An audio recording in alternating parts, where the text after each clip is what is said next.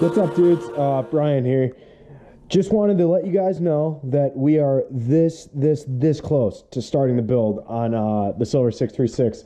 I've ordered a few little things here and there, just like I said I would to start this build. I started off by seeing if I was going to be able to run these clip-ons, because I feel like that's one of the first modifications that you should do to a big bike once you get it is clip-ons and a windscreen cut. And I didn't on the stock clip-ons. I don't know if you can see it, but it's like at a -7 degree. So I did end up just ordering from Matt Glasscock a pair of his clip-ons, which are fine. They're pretty much the cheapest ones on the market too, and I'm not just saying that because it's Cox, but they're the cheapest ones. So I ended up ordering a pair of those, and then I ended up running over and getting, of course, some mesh tubing for, I already know you guys know it, the clean air mod. It has to be done on these 0304s before these things are 12 o'clock or whatever. So loosen her up. The top. 1, 2, 36mm wrench, the big boy. Just like that. Just like that. Take it all off. We're also going to need to take off this front master bolts right here, just like that. Loosen those up, and then the same thing for the throttle as well. So of course we got to keep this grip because it's part of the throttle. Just got that off. Simple, just 2 Phillips right there, should be good. 1 Phillips on each of these. This will pull right off, and then yeah, so we're gonna be able to keep this grip. Once again, I'm going to try my methods with this one. Let's see.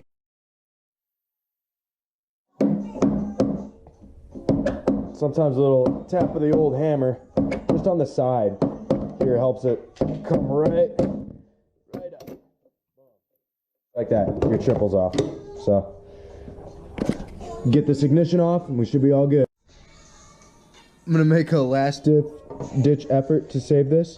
I think this might actually work, guys. So do my best to get this off, and then throw on those new clip.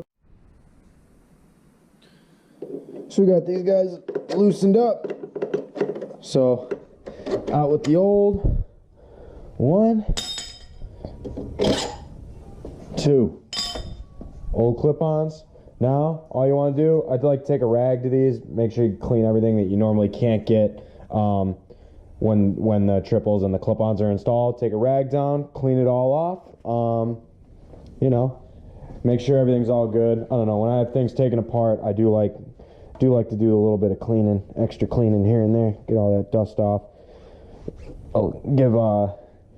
Give the new clip-ons a little bit more something to clamp onto that doesn't have dust and debris, and WD-40 from me trying to get that grip off. But surprisingly came off pretty easy, but needed both hands. So throw these new clip-ons on.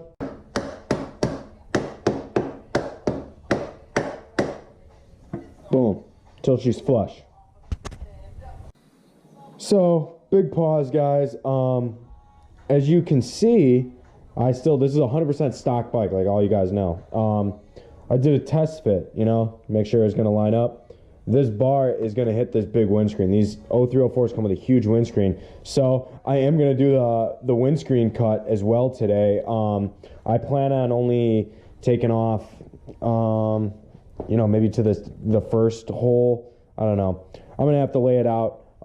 But yeah, it's kind of put a pause on my progress to the clip-ons because of course you're going to see the bar it's going to hit. So I'm going to get back to you guys once I have this all taped up, and I know a lot of people were really curious on the windscreen cut anyway, so it's going to be cool that I'm going to get to do it for you anyway. So basically just go like that across. It looks better, it's functional, and overall it's a must-have if you're building a stunt bike, or you plan on even putting clip-ons on your 0304 at all. So tape this up, get right back to you guys. So this is the one, in my opinion, that takes the longest. It's setting this tape out. And you might want to use a different color, black or whatever, because this is kind of hard to see, but it's all I have. So you can use, you know, masking tape or anything else, yellow electric tape, whatever. But you want to make sure that you have a nice, clean line to follow all the way across. Step back, check it, make sure it's even on both sides. And I don't go as high as some people do. I don't go as low as some people do, but this is the style that's worked for me on my other 636, and it's the height I like. So it allows me to run the clip-ons that I'm about to run. Like I said before, this is the most important part. Make sure that this is all laid out exactly how you want it, because once you take that Dremel to these fairings, they're never going to look the same. You're cutting them, you know. So make sure you like it, make sure it's clean. Even if it takes 20 times and you go through a bunch of tape, it'll be worth it. So next step is put on that safety wear and get that Dremel fired up, and let's get into it.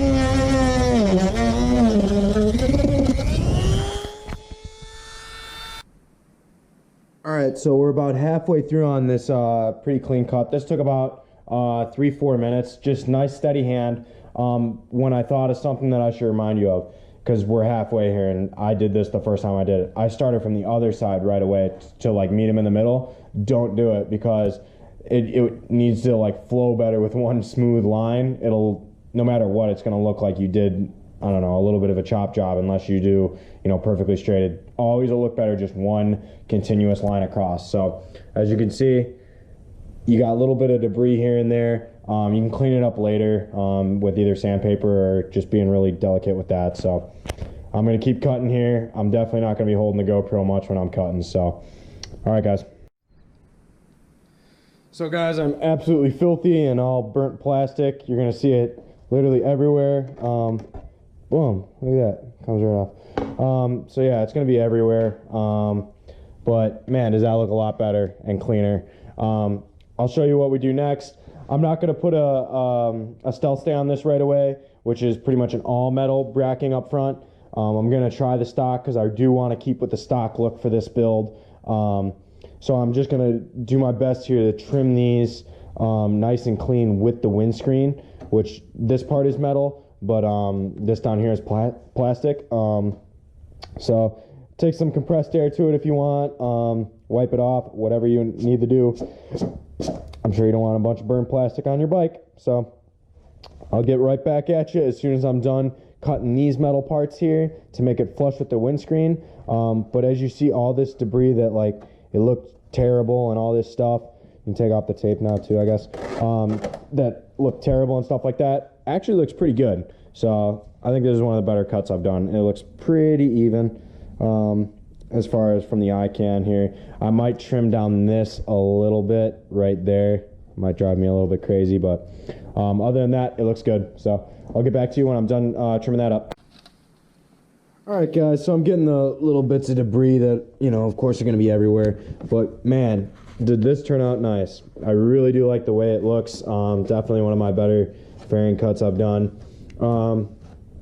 So you're just you're gonna find these little white specks, or whatever, silver specks, whatever color specks they are, for, you know, 10 minutes or so. Just clean it all off, make sure it looks good. You can take a fine sandpaper to the top of this. Doesn't really matter to me. I'm probably gonna put HD Moto on it. So I'm gonna get back to installing the clip-ons here, and I like to rock my clip-ons right up there. I'm probably gonna go do a top view from this, of a top view from that, to see the angle that I run them at, so it is a little bit offset on each side. And as you can see, it's going to be a really similar setup, a really similar windscreen cut. So it looks good, and I'm definitely excited to get these clip-ons on and put the bars on, test fit them, get right at it. So guys, once you get these mid pieces in place, and I'm talking about those right there, step back. I always like to eye it out. Some dudes measure it, but that looks good to me. I don't run them all the way up top. I don't like super high bars, but I do like them at that mid-range right there. So just loosely put everything together, because you're going to end up tightening and loosening it a million times if you do anything else. So I'm going to put all the, just non-stop here, I'm going to put the new handlebars on, the new grips, and the new plastics, and then I'll get to adjusting them with you guys. So stay tuned.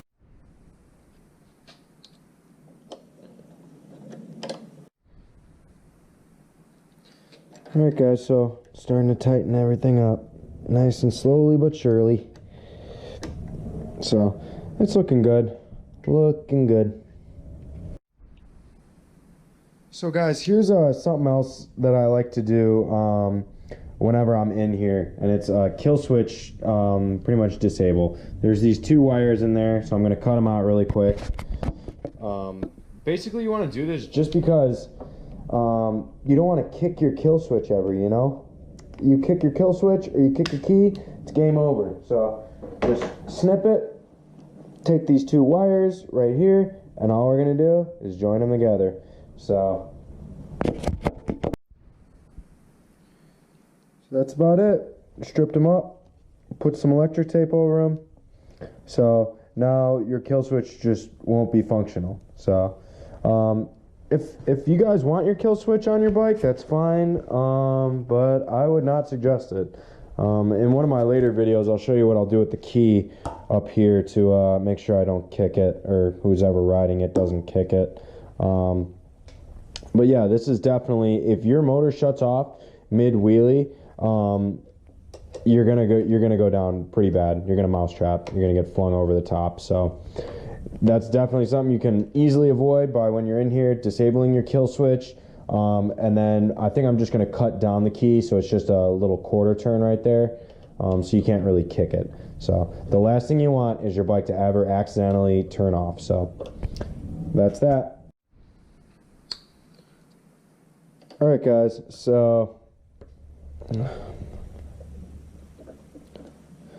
I like to tighten down all these one last time, just because, there's like 16 on each side total, so it can be easy to forget about one or 2, but at the end, this is what it looks like, guys. It's like so much cleaner. I love this look. I'm not going to put the clutch cable on right now because I got either a 1-finger or an RSC coming in the mail, so I'm not going to really worry about that right now. But other than that, the front end looks absolutely amazing. I love this look. Looks killer. So we'll give this kill switch mod a little check. Gotta choke it. It's an 03. These 03s have chokes on them. See if the kill switch works. Nope, doesn't do nothing. So Brian here, we're just gonna do a pretty much Barney style cheap clean air mod on a overall stock 636, and I'm gonna walk you guys through it the whole way. This only costs what, like $12 to do. You get your $10 filter and your $2 worth of hose. Pick it up, rule. Baby girl, watch how you move. I got them vests on my shoes.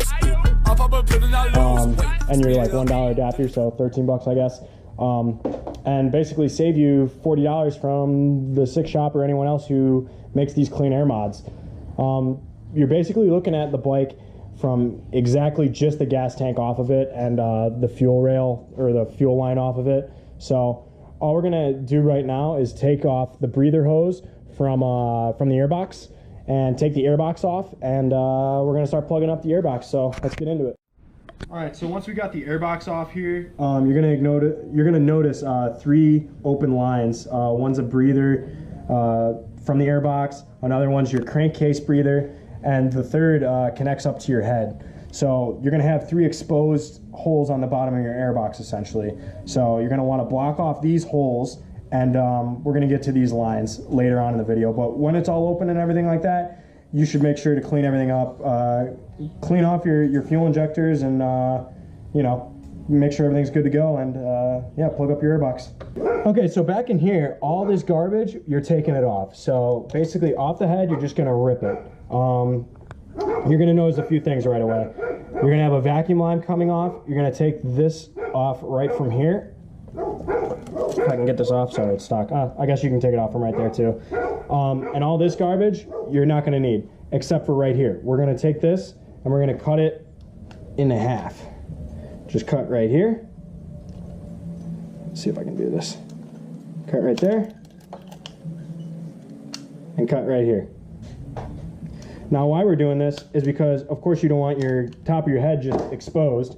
So you're basically just connecting it and you're getting rid of this old, whatever the hell this is, airbox system, and you're putting it down in here. You're gonna connect these two together with just that single line. So make sure it goes over like that.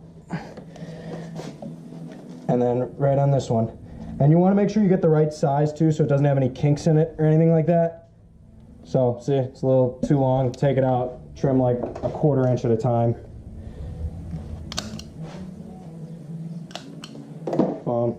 Throw her back in. Ugh. Boom. Just like that, nice, smooth, doesn't have any kinks, so the top of the head can still breathe from left to right, and yeah, basically that's it. We're gonna have this guy right here blocked off, so we're gonna put a screw in here. I'll get back to it once I find a screw for it, so I'm gonna go find a screw for this and just clean up the rest of the motor and get ready to route the line in the filter. So, all right, so basically we're running the line now. We popped off the throttle bodies here. Make sure they're all the way off the head because you're gonna wanna run the line under them. And it basically will just run from your breather right here. You can plug it right in with this 5/8 hosing and just make sure it's in there nice and good, just like that. You'll be all right. Run it under here, run it under the throttle bodies, up into here, and then under the engine, right here. Basically from there, you're gonna plug in your breather, and then just run it anywhere that's gonna look clean up here.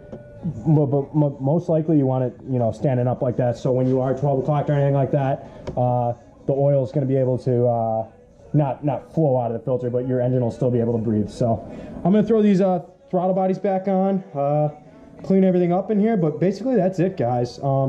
If you didn't notice, we pretty much knocked everything out really quick, so throw everything back together and let you see it when it's all done.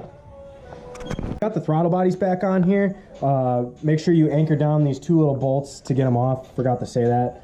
They're just right back here, one in between the 3 and 4 and one in between the 2 and 1. Just nice little Allen keys. We ran the tube right under the throttle bodies, right up to the top. And here's our filter. Basically, we'll just zip tie it up to here. I guess I can do it right now. Zip tie it up right here. Let's see if we can get there. Just like this. Just so it's nice and clean and upright. Just like that. We'll trim that later. And then throw your airbox on. And look at that. You did the clean air mod. A whole $13 later and a little bit of busting your ass, but other than that, it's good to go. And you're not going to get oil in your airbox, and you're not going to hydro lock your motor. So if you guys are doing any kind of wheelies that are longer than a few seconds and you have more than the recommended oil in these 0304s, which I highly suggest you do if you're wheeling, then you need to do this mod. So you might as well just do it this way, the cheap way, and a functional way. So, and I know it might be a little bit hard to say goodbye to your beautiful stock tank that holds, you know, what is it, 3-something gallons down to like 1.5. But if you guys are serious about stunt riding, this is something that you're going to end up doing. I personally, I run a fabricated tank, but I love dented tanks, so I wanted to dent this one. So let's get right into it, guys. Here are the tools of the trade. It's you know, pretty basic. We got a little bit thinner metal hammer, the bigger rubber mallet, and then, you know, a couple of big metal ones, and then your HT Moto that goes on after. So this should be pretty obvious of what I'm about to do. We just want to form a lip back here and more space to sit on right here. So we're going to be forming from the inside out, pretty much pushing it out. So we're going to be dropping down right on the front here to start off with the big guy. So let's get right into it. So we're going to start off with the big boy. I know some guys do this with like concrete blocks and everything like that and just start dropping it down. But we basically want to just start slamming this down to start forming the dent and making sure we're watching for creases, because a crease is what is going to bend over and cause your tank to leak. So let's get into it. Man, it sucks seeing this thing screwed up already.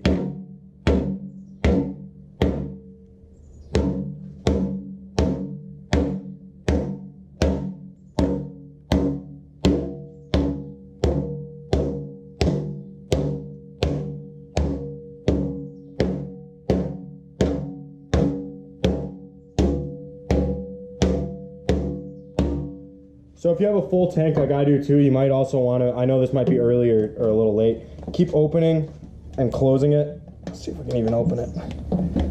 Oh God. So there you go.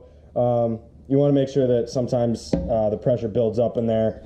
And basically you want to make sure that you don't have too much gas in there, that it's not going to let it dent. So we're going to keep opening and closing it throughout this, and letting vapors escape and making sure that it's not too deep. So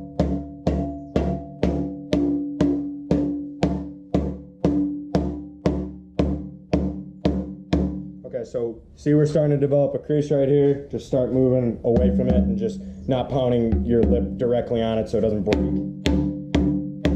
Just like this, forming it outward.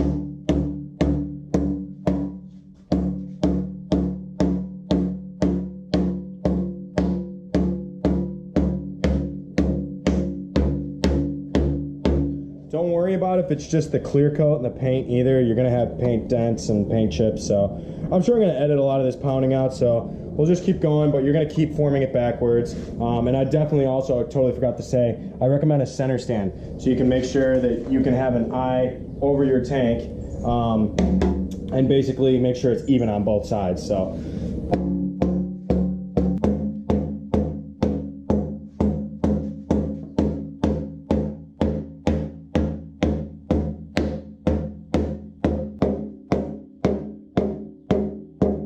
as you can see, we're kind of working our way out to the sides here. I just want to give all the tanks some love. Some of that stunner love.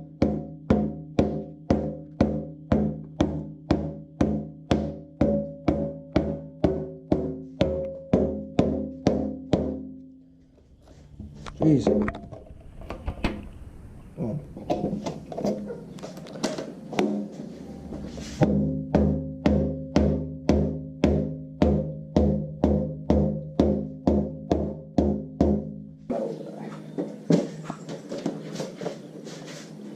So maybe you've gotten to a point like this where it is, you know, starting to crease. Don't worry. Once again, just paint chips. As long as you have your HT Moto, don't be afraid of all this paint chips coming this way and that way. Might want to use your metal hammer when you're coming towards this back lip, because you want this to be kind of more of an aggressive lip.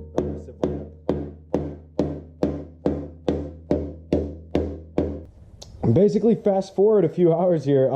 One of these little creases that we were hammering on did turn into a minuscule crack right here, but we went really generous with this quick steel because it lets you build up more of a lip in spots like that.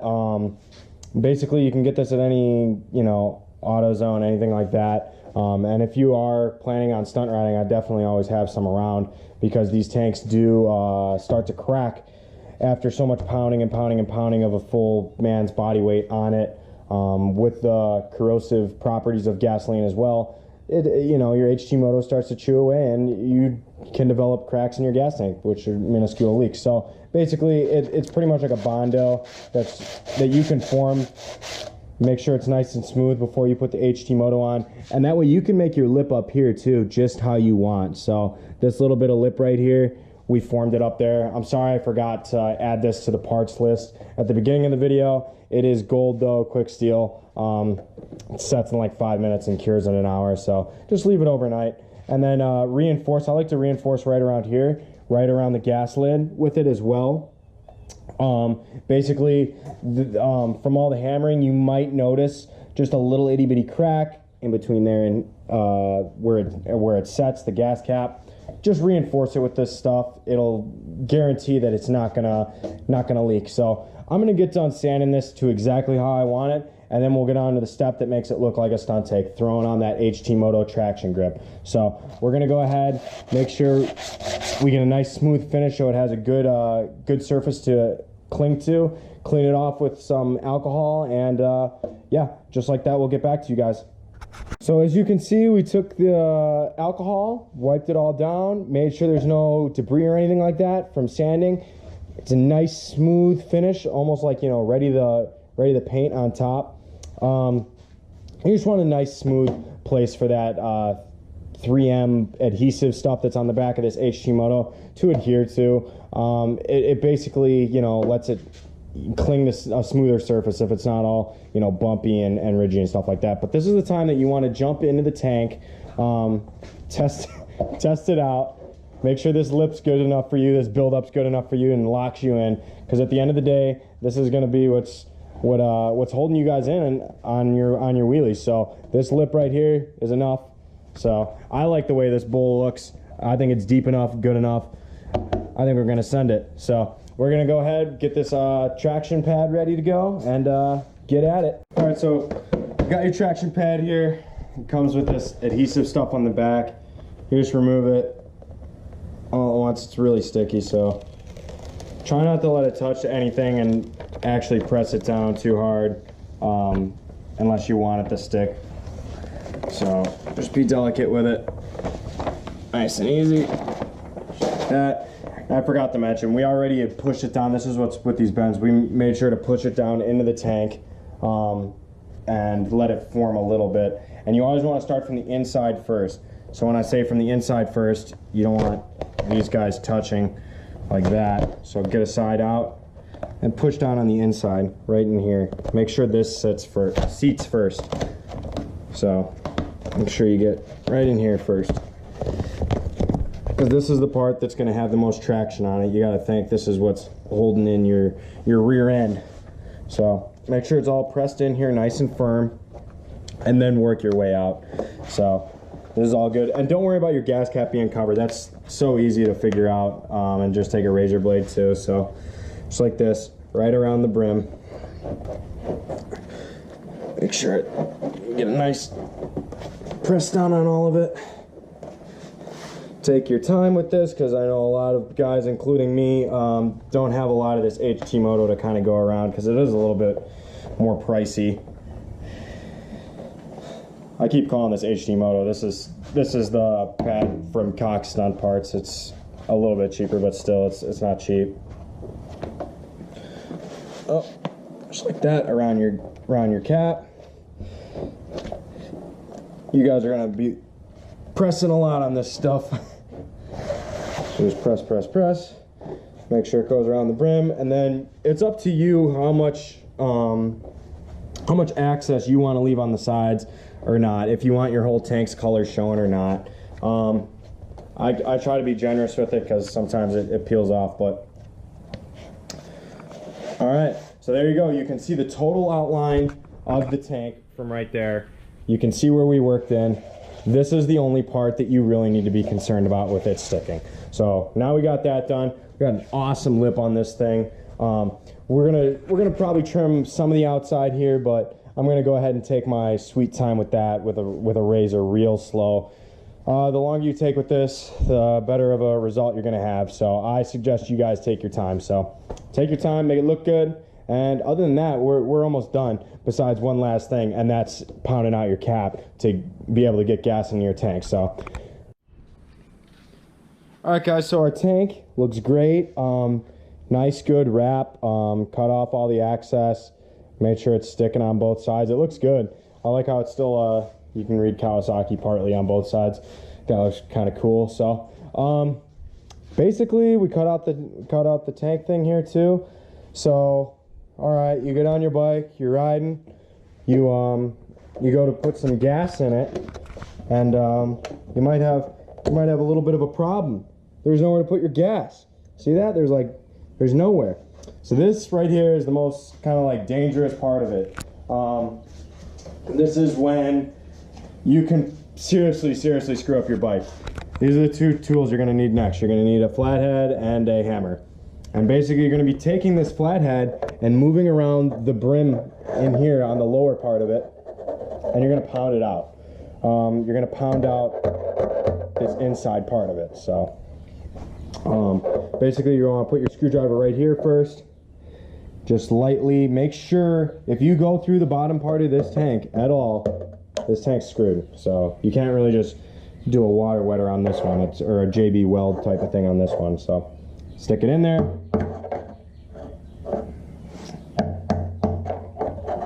Let's see if I can get this. This is not something you want to screw up. So.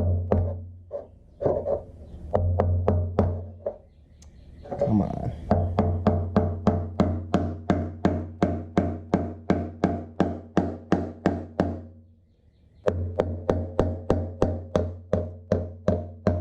go.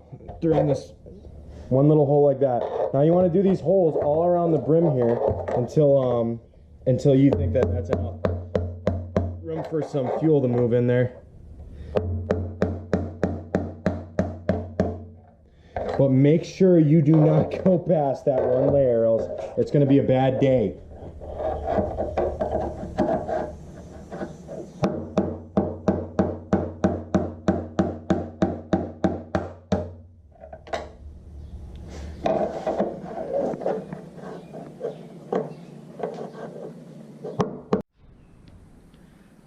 Alright guys, so this is your end product. Plenty of room. You can fit your whole finger back in there. So plenty of room for gas to get back in there. Just pound it out the back. Took some time. Take your time. Make sure none of those metal pieces fly into the gas tank. You know, like some of the scraps.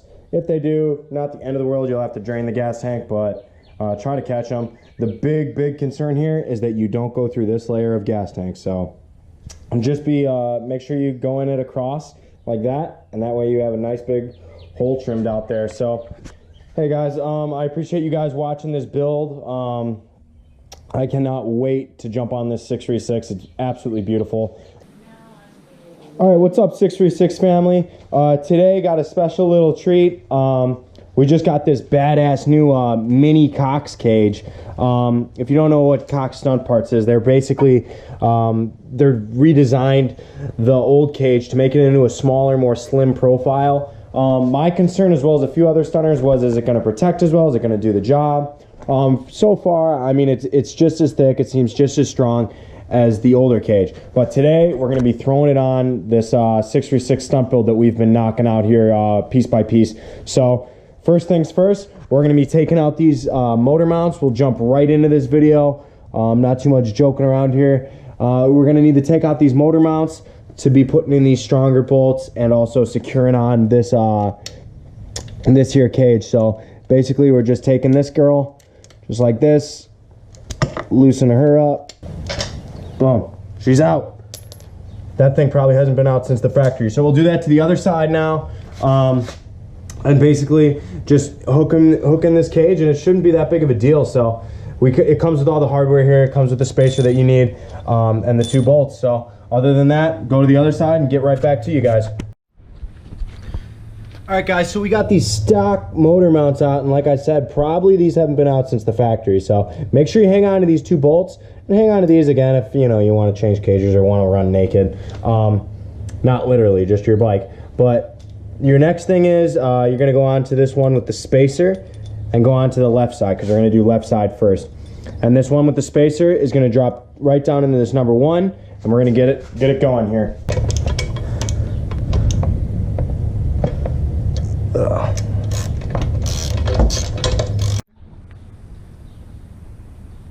All right, so next with this mini cage, when you mount it up, you can see that you're going to need to take away just a little bit of the fairing right here. Before, you'd have to drill a big hole right down here for the big size cage. So this mini cage will be an improvement, just taking a slice out of here. I'm just going to go ahead and freehand this. You know, I saw kind of where it's going to go, so I'm going to take off this piece. So you guys can do whatever, but this is what I'm going to do.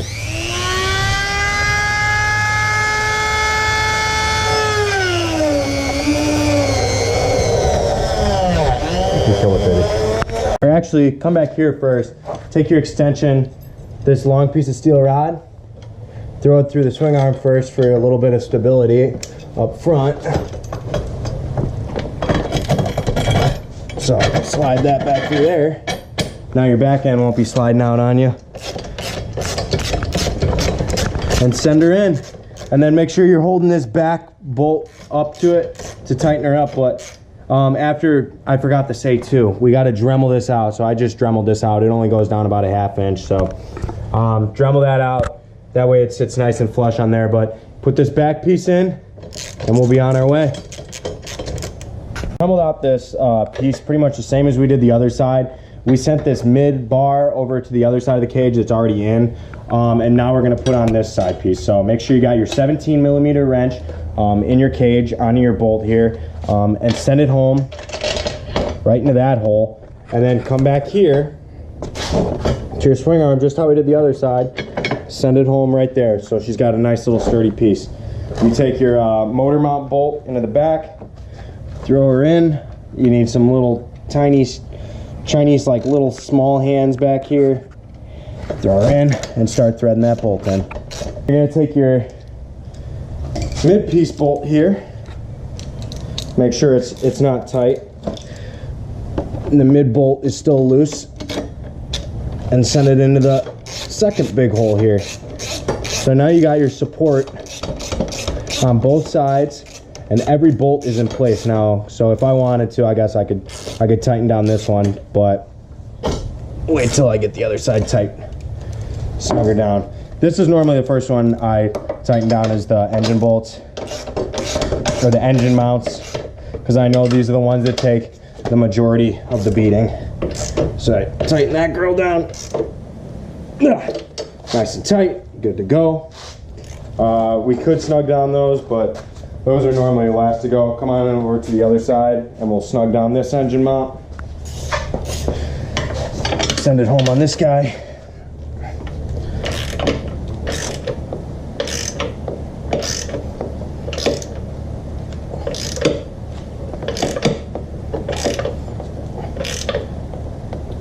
Boom. Just like that. Snug down the mid bolt.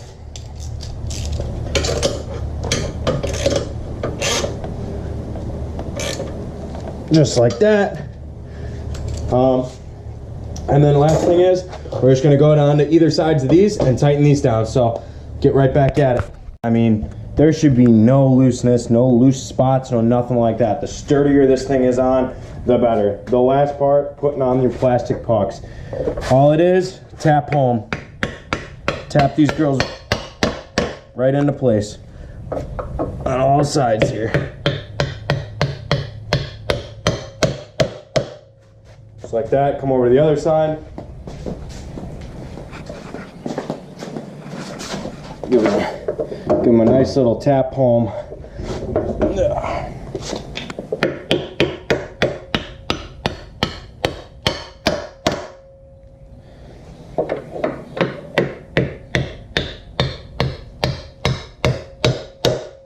Look at that, guys. Just like that, we got a full mini cage on this thing. If you didn't see the previous video to this, I'll probably do it before. I did the tank tent today as well. So it's been a really productive day, and also we threw on this 13mm Magura. So this build is flying. The bike is looking great. What's up, guys? We just got done building this full 636 build. Some of the more common questions that I feel like are repeated again and again are, what are the benefits of a larger sprocket, why you have these parts on there, how much, a lot of how muches.